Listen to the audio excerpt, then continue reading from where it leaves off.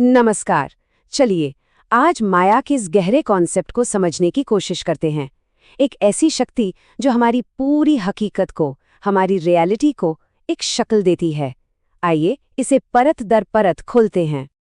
शुरुआत एक बहुत ही बुनियादी सवाल से करते हैं। कभी सोचा है कि हमारी हकीकत की ये जो सीमाएं हैं, इन्हें किसने तय किया? हम जो कुछ भी अनुभव करते हैं उसकी हदें आखिर आती कहाँ से हैं? फिलॉसफी की दुनिया में इस सवाल का जवाब एक शब्द में छिपा है, माया। संस्कृत में एक सूत्र है, मयते अन्य इति माया। तो इसका मतलब क्या हुआ? सीधा सा मतलब है, हर वो चीज जिसे मापा जा सकता है, जिसकी कोई सीमा है, वो माया है। तो एक तरह से माया और कुछ नहीं, बस एक बाउंड्री है, एक सीमा जो हमारे अनुभव को एक आकार देती है। इसे समझने के लिए चलिए एक आर्टिस्ट का उदाहरण लेते हैं। जरा सोचिए, जब तक कैनवस खाली है तब तक उस पर कुछ भी बनाया जा सकता है, अनगिनत संभावनाएं हैं।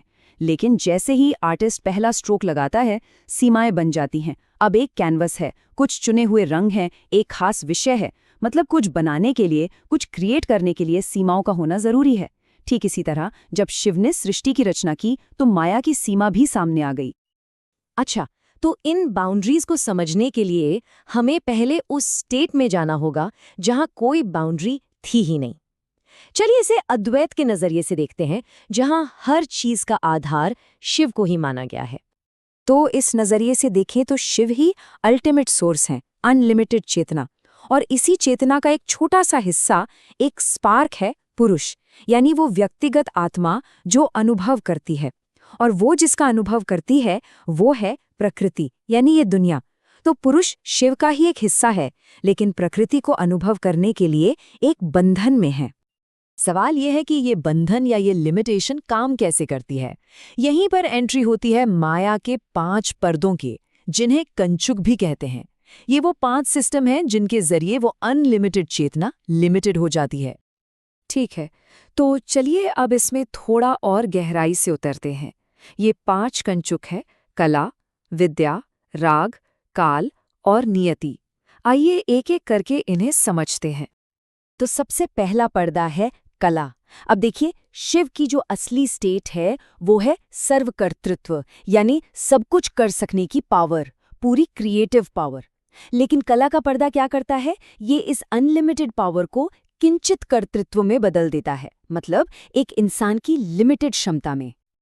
अब आता है दूसरा पर्दा, विद्या, और ये वाकई में बहुत दिलचस्प है। शिव का गुण है सर्वज्ञत्व, मतलब सब कुछ जानने वाला, इनफाइनाइट नॉलेज।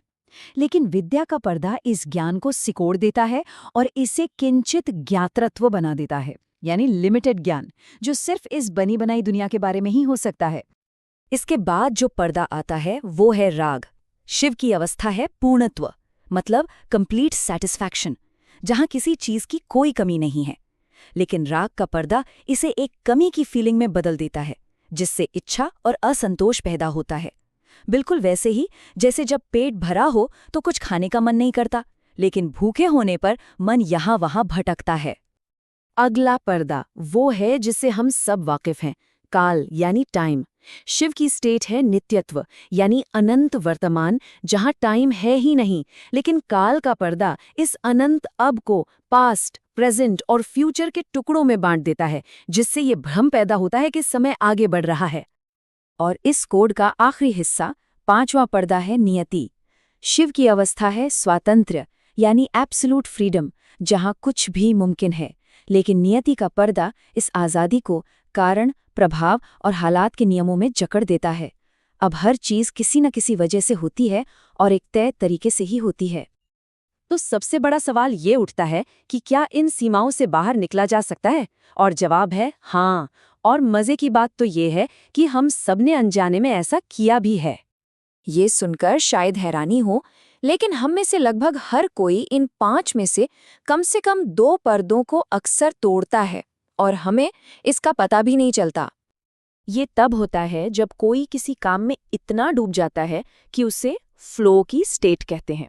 जैसे कोई गेम खेल रहा हो, कोई पेंटिंग बना रहा हो, कोई भी ऐसा काम जिसमें इंसान खुद को भूल जाए।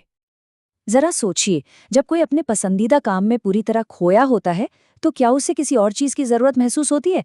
नहीं, उस वक्त राग यानी इच्छा का पर्दा हट जाता है और साथ ही टाइम का तो पता ही नहीं चलता, घंटे मिनटों की तरह लगते हैं। उस पल काल यानी समय का पर्दा भी हट जाता है।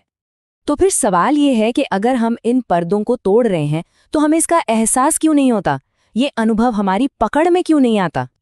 इसकी वजह है अवेयरनेस की कमी। हम उस अनुभव में इतने खो जाते हैं कि हमें होश ही नहीं रहता।